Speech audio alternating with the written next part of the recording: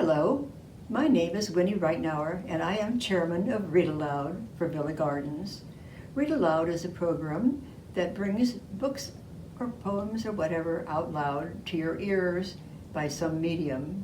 Because of our current situation, we're going to have it brought to you directly through your screen. Our readers will sit in their comfortable chairs at home, reading something that they like very much that they would like to share with you. Read Aloud actually was born in our own library under the auspices of Edith Grady, who invited people to come and bring whatever they wanted to share and read to each other. And then they thought, why don't we share this with the community? So it grew to be a wonderful feature upstairs in Villa Vista, the last Thursday of every month at 7:15 in the evening. All the readers are volunteers, and they have an opportunity to sign up on a paper just like this that's always on the bulletin board. I, as chairman, put the paper up, and I, as chairman, will take it down when the names are listed, call the people, and arrange for this recording. We have 3 delightful people reading for you tonight in alphabetical order: Alan Freeman, Alice Hoffman, and Jean Owen. They will introduce themselves, they will tell you what they're reading, and perhaps why, and give you a little insight like that. They'll be sitting comfortably at home, enjoying it, communicating with you directly.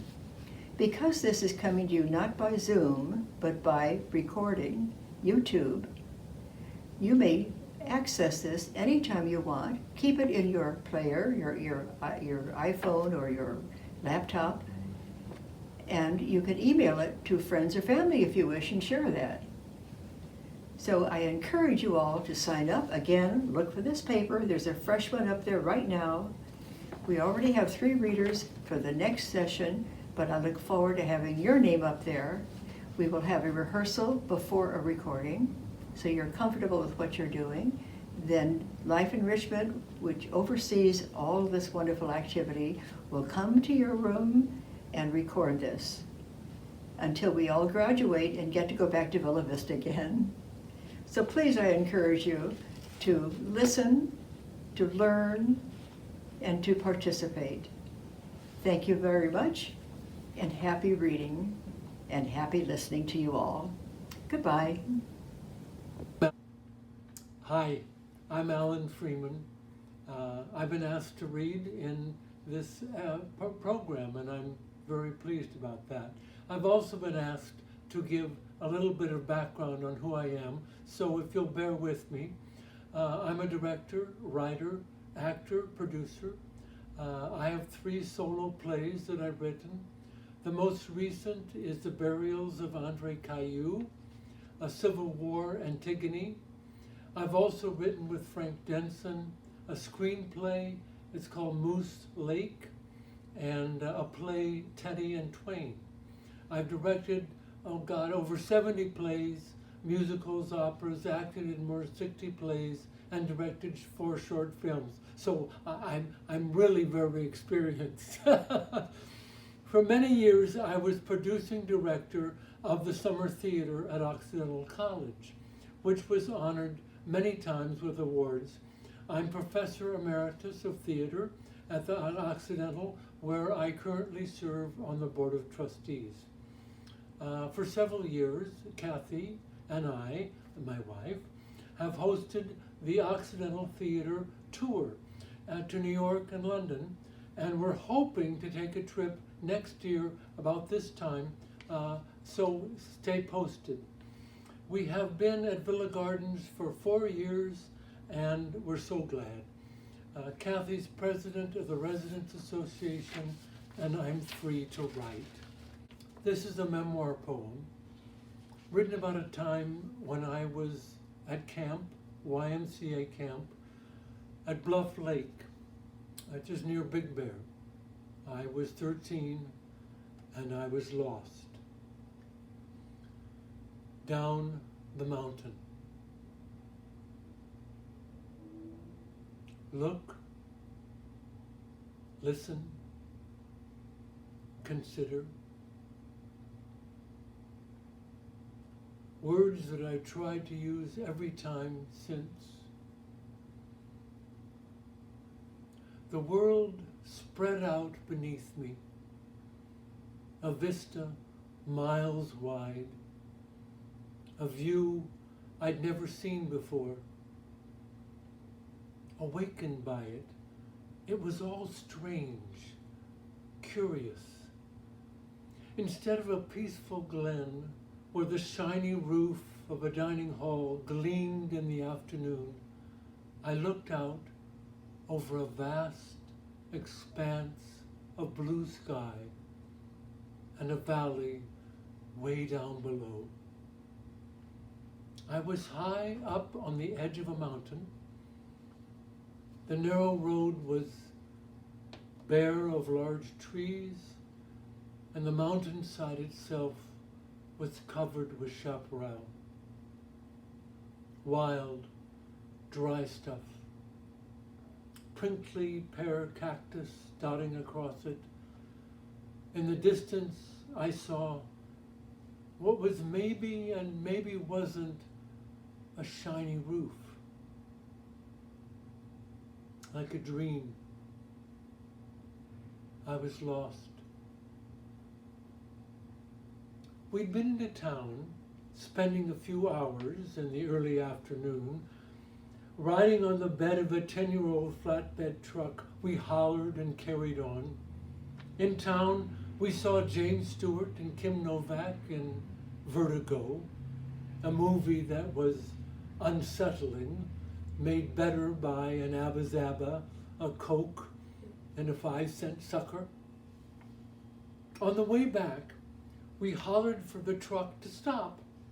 We had time to walk. So 5 of us hopped out and took to our feet. Soon there were only 3 of us. 2 had been swallowed up by the curvy dirt road that wound ahead. At the end of the summer, I was going to Midland, a rough-hewn, small boarding school north of Solvang, north, in fact, of Los Olivos, the wine country today. Beautiful, hateful school. Soon the remaining 2 alongside of me said they wanted to go ahead. Sure, go on. I was pokey. I noticed things along the way, crunchy pine cones, ruts in the road. Besides, we were almost to the dining hall. My gaze went up into the clouds. I was alone to think. What was I doing here? Why did I come? I wasn't a camper. I went at the last minute to do dishes. I worked in the dish house. My dad had arranged it. He had remarried, but I lived with my mom and my grandmother. Mom was recently out of a mental hospital, and I needed some independence, or so Dad thought. I blinked.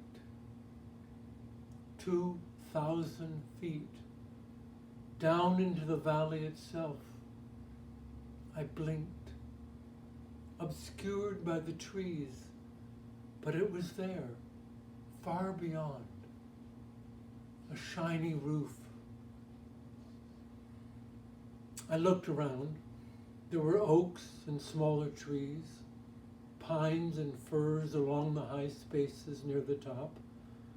Below, scruffy, leathery yucca, sage, sumac, lots of stuff I couldn't name. The road was sunny, not a drop of shade. The day hot, dry, no water. I looked, trying to find something familiar in all that strangeness. Nothing. All I could see, far away on the slope at the far edge of the valley, was a shine coming off a roof. It was late. Dinner was coming up. So I sidled up to the edge of the narrow road, stepped over, and flew.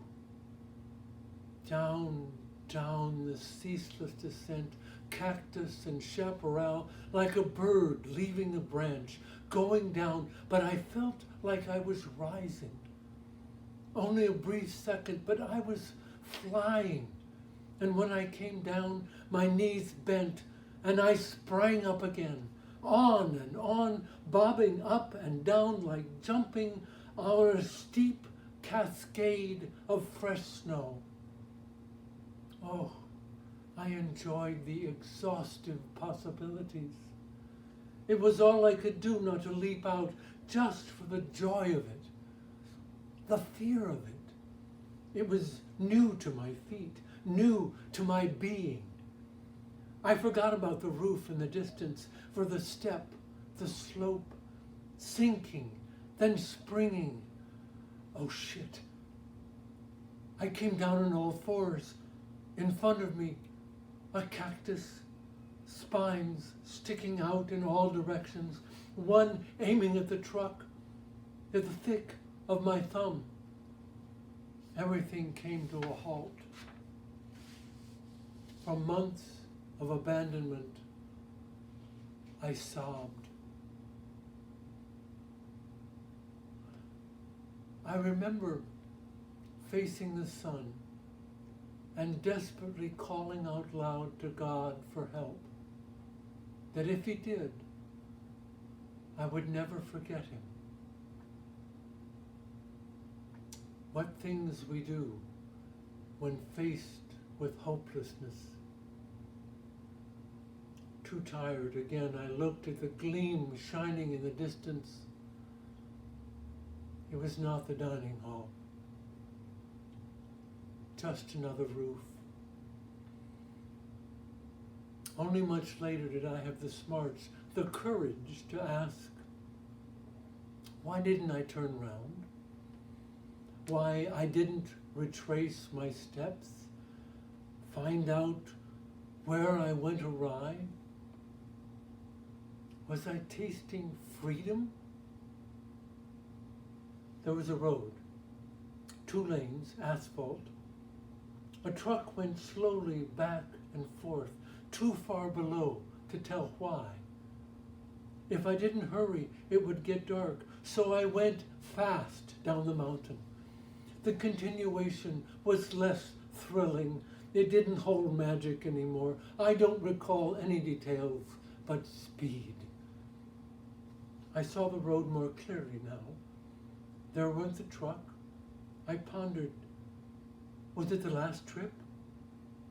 Even faster, I went down to the road, determined to wait for the truck to come back. And it did. I was miles, 27, from my mountain camp. Look, listen, consider. Had I walked back half a mile, I'd have seen the Y in the road, or I could have turned and made it easily to that glowing roof.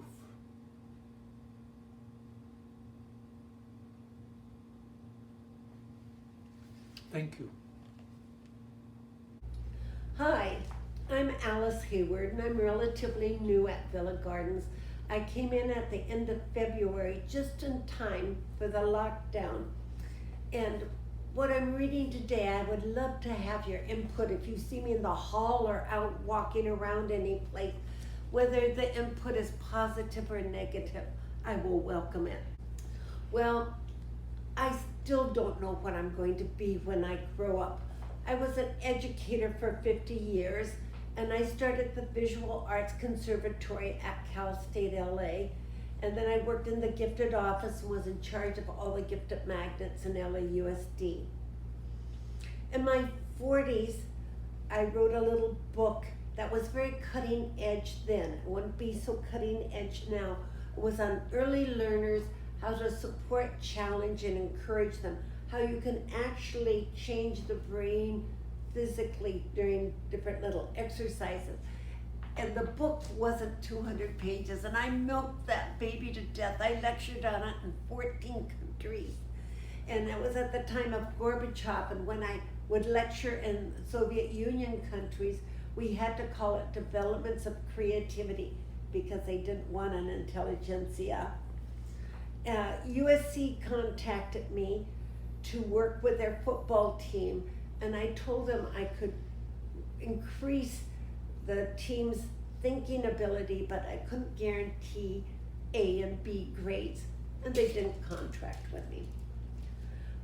In my 40s, I started painting, and I've shown my paintings in 4 different countries. I paint many things. One of the things I do is I paint the brain as landscape with seas of glial cells and forest of dendrites. Right now, out on Amazon, I have a book called Sometimes 3 Legs Are Enough, and it's 15 short stories. What I'm going to share with you today is a novel I've written called Cicada. I've written it from the beginning and I have a conclusion, but I'm polishing it, and that's what I want your help about. What happens in this first chapter actually happened to me when I was 7 years old, but the character is fictional here. Out in the cold, 1948. I am 6 and alone and cold. A plow with its yellow lights dimmed by falling snow huffs and scrapes its way past me. It pushes the snow into banks along both sides of the street, leaving the road a shiny licorice stick with only enough room for 1 car in each direction. Then it disappears behind a curtain of snowflakes. It's too early for regular traffic. I stand by myself in the silence and wait. At other stops, big kids wait in groups. I'm the only one at my stop. When the bus picks up other little kids, their mothers are there holding their hands. As the bus pulls away, the mothers wave. I always wave back. The sides of the street are lined with lumpy dumplings of snow with bits of frozen tar dirt and pebbles in them. There isn't enough room for me to stand at the edge of the road, so I take my place in the snowbank. I can't step into the bank and turn around because once I step in, I sink in too deeply. I lay my lunch bag on top of the bank, turn around, face the telephone pole, and hug it. I get my right leg in the bank and then my left. The next step is to wiggle around until the leg holes are straight and even in depth. The bus always comes, but by the time it gets to me, my feet are numb and I am freezing. This particular morning, after I took my place in the snow by the telephone pole, it started to snow harder and harder. The road looked like it was wearing a First Communion veil. Then it got even harder to see. 2 smudged headlights approached. I grabbed onto the telephone pole to extricate myself. I had 1 leg out of the bank when the vehicle stopped. It wasn't the bus. It was a car.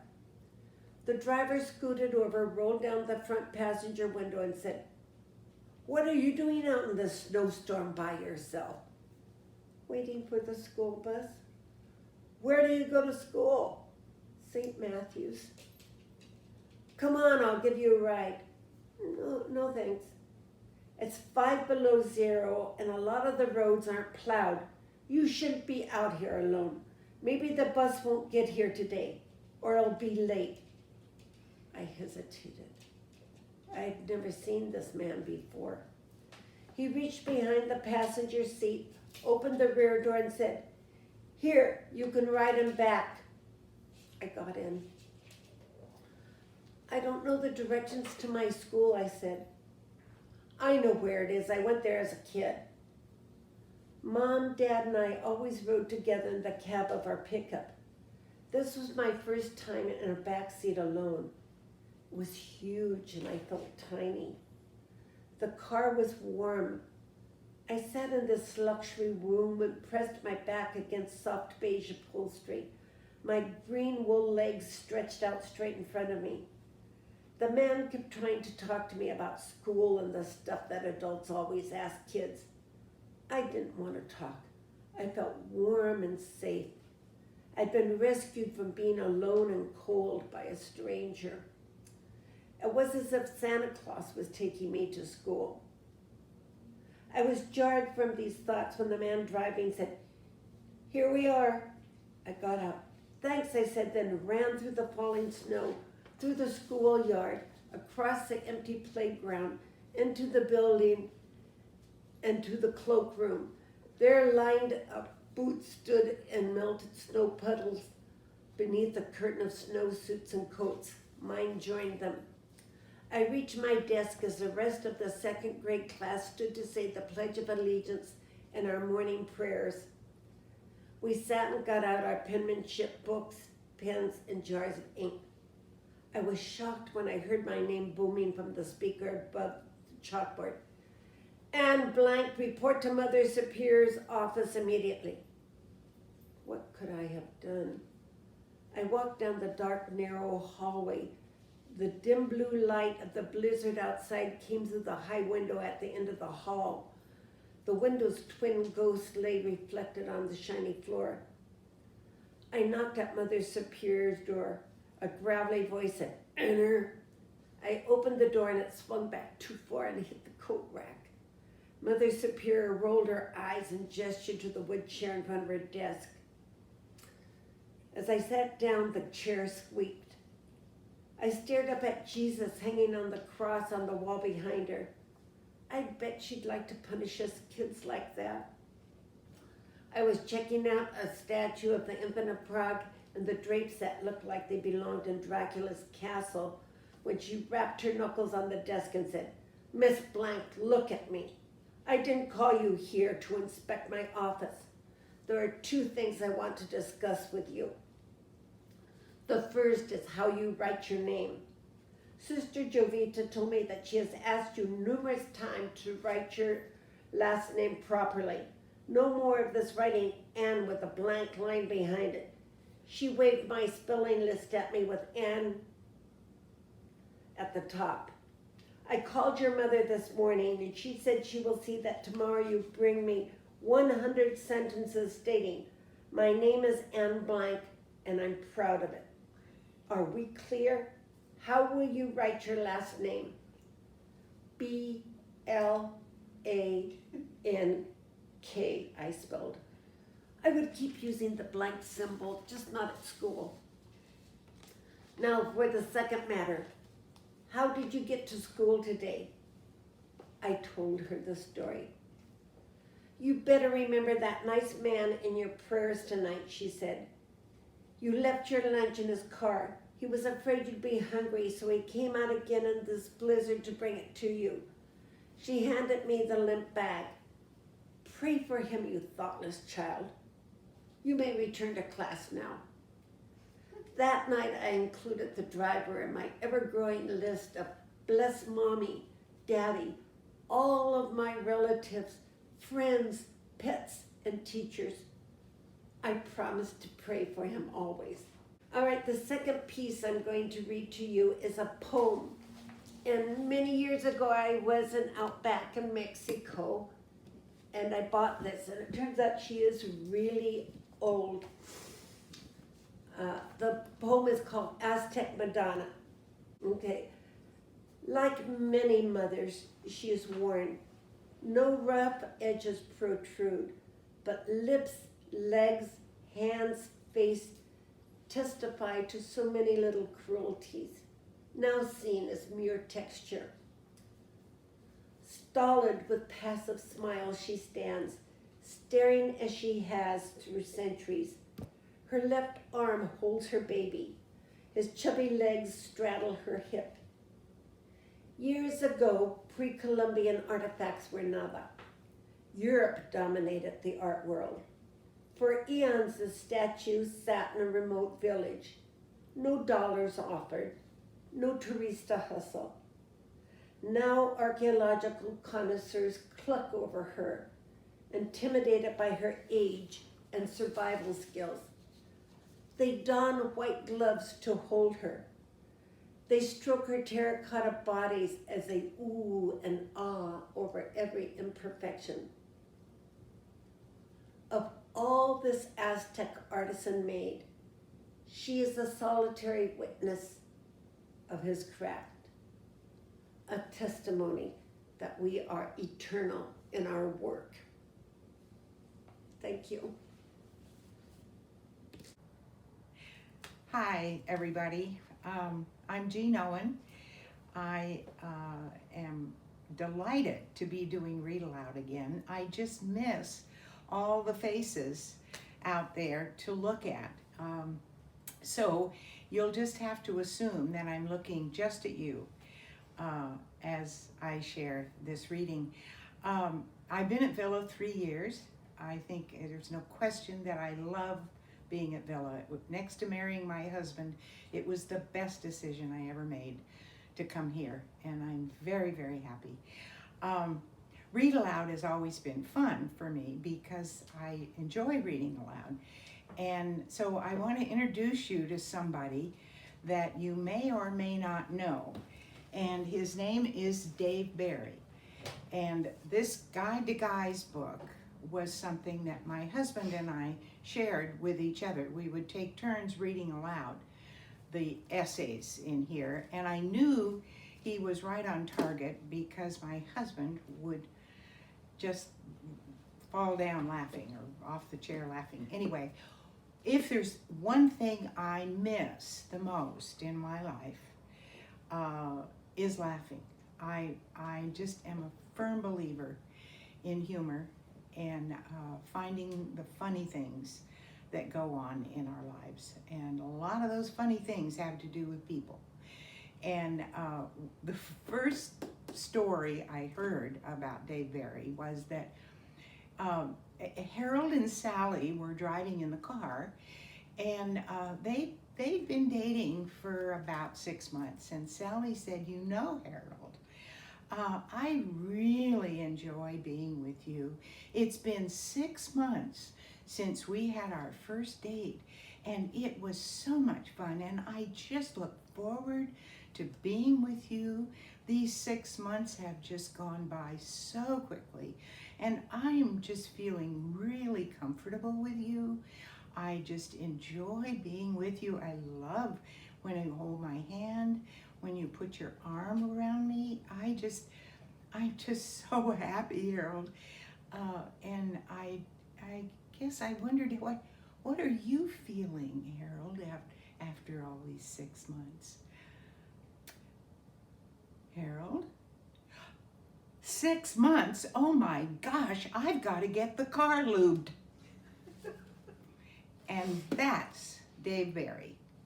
So with that introduction, I want to share out of his book, You Can Date Boys When You're 40.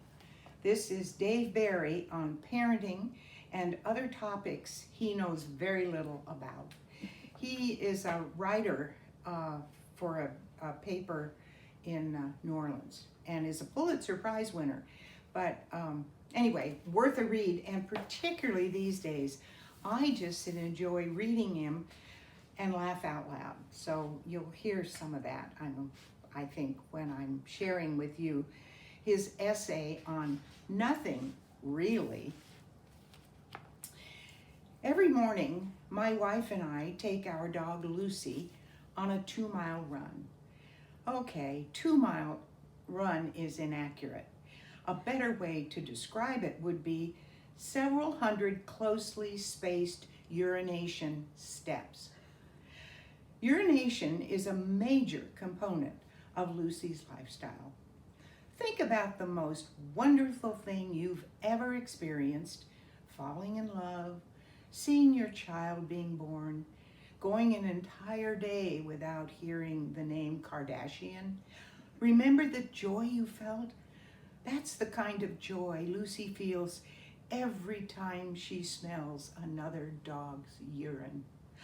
And since we live in a dog-intensive neighborhood, Lucy is in a state of near constant rapture. Each morning we leave the house and trot perhaps 4 steps when suddenly yank.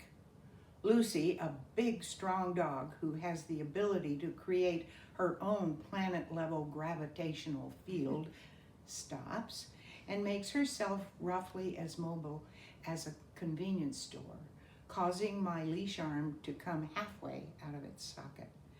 Lucy's nose hovers the ground and her tail whips around like a snake on amphetamines, which is her way of signaling the fantastic news. You will never guess what I have found here. Dog wee-wee. Can you believe it? Then she squats to squirt some of her own wee-wee. She has a 275-gallon bladder on top of the other dog's wee-wee. To humans, this behavior may seem pointless, even stupid, but it serves an important biological function. It is how one dog signals to another dog the vital information that both of them contain wee-wee. When she's done squirting, Lucy permits us to trot a few more steps, whereupon, incredibly, she discovers another place where a dog has urinated, and yank, we must stop again. And so on for 2 miles. It is slow going. We make about the same rate of progress as Bill Clinton passing through a room full of women. If the early American pioneers had taken Lucy along on their wagon trains, everything west of Cleveland would still be untamed wilderness. So our morning run takes quite a while, and during this time, Michelle and I have a chance to talk. And when I say Michelle and I mean Michelle. She does the vast majority of the talking. I'd like to contribute to the conversation, but I can never think of anything to say. At that point, Michelle and I have been together for at least 12 hours straight. We had dinner together the night before, watched TV together, slept in the same bed together, woke up together, went through the morning routine together, and drove our daughter to school together. If I had had anything to say to Michelle, I would have said it by then. So when we're running, the only potential conversational topics that pop up in my mind are the same ones popping up in Lucy's. Squirrel. Whereas Michelle, who is a woman, always has many new topics she wants to talk about. And every one of these topics reminds her of other things she wants to talk about. And those other things remind her still of more things she wants to talk about. She is a nuclear reactor of words. But I'm not complaining, and I'll tell you why. I don't want to sleep in the driveway. No, seriously, I enjoy hearing Michelle talk. She's like my own personal talk radio station. Radio Michelle, always full of interesting news, such as what our daughter Sophie is up to. Michelle knows because she actually talks to Sophie, whereas I do not. I spend a fair amount of time in the car with Sophie, driving her to and from activities, and we're happy in each other's company, but we don't talk. I listen to sports radio, and she exchanges texts and Instagram messages with her 14 million friends. We don't discuss these things with each other because Sophie doesn't really care if the Dolphins need help at offensive tackle. And I don't really care if girlfriend number 11,368 and girlfriend number 5,820 are mad at girlfriend number 7,000 because I refer here to girlfriend number 7,000, and said something to some boy in the cafeteria. But Michelle does care about all these things, so she talks to Sophie all the time, which means that when we're on our run, she can fill me in on things about our daughter that I would not otherwise know, such as whether she's happy, what grade she is currently in, or whether she's had any major operations, etc. And it's not just Sophie. Michelle talks to everybody. She has many, many friends, and when they call, she can talk with them for hours, even if they already talked earlier that day. I have maybe 1% as many close friends as Michelle, and being males, they never call. This is fine with me because if they did call, even if we hadn't talked in 15 years, we would quickly run out of things to talk about. Within seconds, we would be discussing the Dolphins' situation at offensive tackle. By the end of a minute, we would be down to awkward silence, and that would be that for another 15 years. Some of my close friends could easily be deceased. This would not have a serious effect on our relationship. I don't think I'm abnormal. I think I'm a regular male person, and there are plenty more like me. For example, some years ago, because I needed something to write a column about, I became an official notary public to the state of Florida and performed a wedding. The bride, whose name was Pat, gave me the following account of how the groom, Phil, proposed to her. One day, he was telling me what needed to get done, and he said we needed to register the boat, get a fishing license, and get a marriage license. So I said, wait a minute, what was that again? And he said, register the boat, get a fishing license, and get a marriage license. So I said, are you serious? And he said, yeah, we've got to register the boat. Phil, a male, did not feel the need to get all blah, blah, blah about his decision to go ahead and engage in matrimony with Pat. He decided that the time had come for them to get hitched. So he informed Pat of this decision, thoughtfully grouping it with other to-do items requiring proper legal documentation. Another example, I once ate dinner at a Mexican restaurant with a group of about 10 women sports writers, and they got to talking about another woman sports writer whom they did not like. When I say got to talking, I mean they talked about this woman and nothing else for 2 solid hours. They explored in great detail the reasons why they didn't like her. They analyzed the various possible causes of her behavior. They agonized over whether their feelings toward her were justified, and on and on and on. Finally, they noticed me sitting quietly at the end of the table behind a forest of Dos Equis bottles, and they asked me if a group of men would ever have this kind of discussion about a person whom everyone in the group disliked. I said, a group of men would handle it as follows. The name of the disliked person would come up, and somebody would say, what an asshole. And then everybody would nod. The conversation would turn to a more fruitful topic, such as the situation at offensive tackle.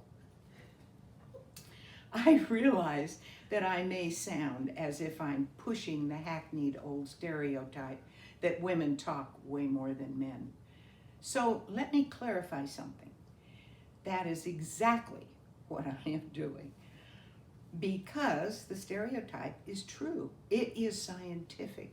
It is a scientific fact that women talk more than men. This was proven in a study done by researchers at the University of Maryland and reported on the internet, a leading source of information.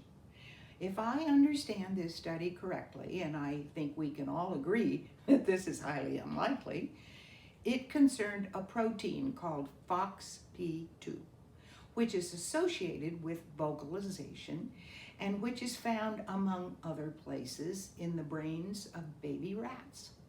In their study, the researchers found that if you separate mother rats from their babies, they will bite you.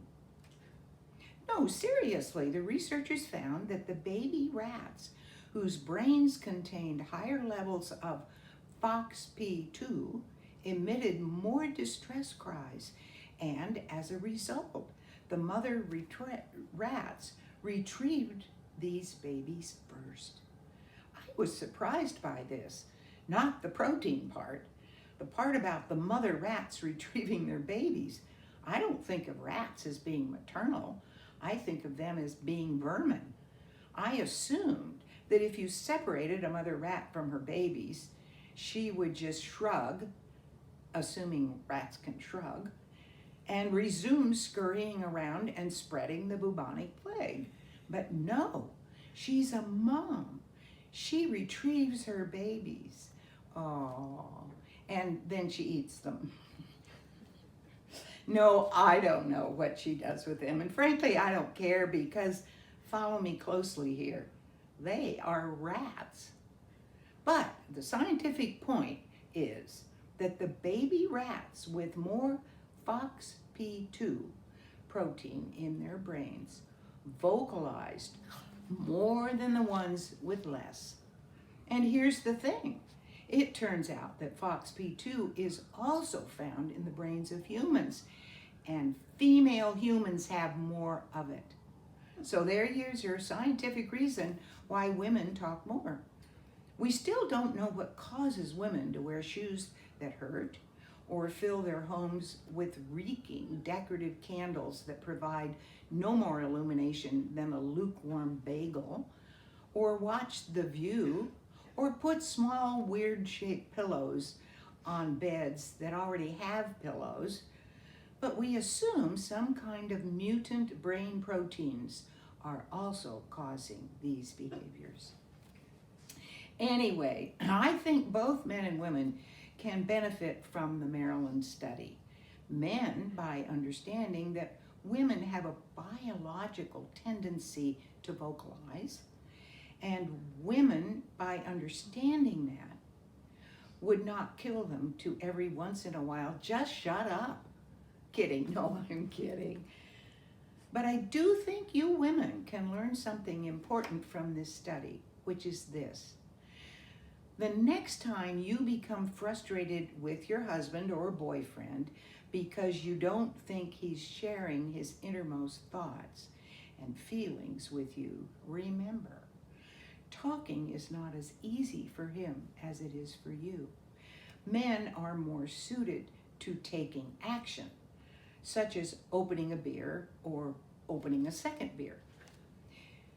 You should also consider the fact that men, compared to women, don't have all that many innermost thoughts and feelings, and the ones we do have are not necessarily proud of. Consider the situation of a man and a woman on a first date. I guarantee you they are not thinking the same kinds of things. What the woman is thinking. He's physically attractive enough, but what about his personality? Is he intelligent? Does he have a good sense of humor? Does he have good manners? Is he self-centered, or is he sincerely interested in me? Is he involved in any other relationship? Is he in good physical shape? Does he drink too much? Use drugs? Is he trustworthy? Does he have a good job? Would he be a good provider? What kind of family does he come from? What are his interests? What about his values? Are our backgrounds similar enough that we would be compatible Does he want to have children? What kind of parent would he be? Am I talking too much about myself? What the man is thinking. She has a vagina. Trust me, that's pretty much all he's thinking. Men have that particular thought a lot, and they think it in a totally positive way, but it's not something they can share. So when you ask us what we're thinking and we answer nothing, take it as a compliment. We're probably thinking about you, or at least your vagina, or somebody's vagina, or the situation at offensive tackle. The point is, whatever we're thinking, you don't really want to know, okay? This doesn't mean you can't have meaningful conversations with us. It just means you'll have to provide the topics and most of the actual words, but that's okay. We don't mind listening, really, as long as we can see the TV. So, that's Dave Barry. Hope you enjoyed it as much as I enjoy it, and I hope you laughed, because laughing is what it's all about. Thank you.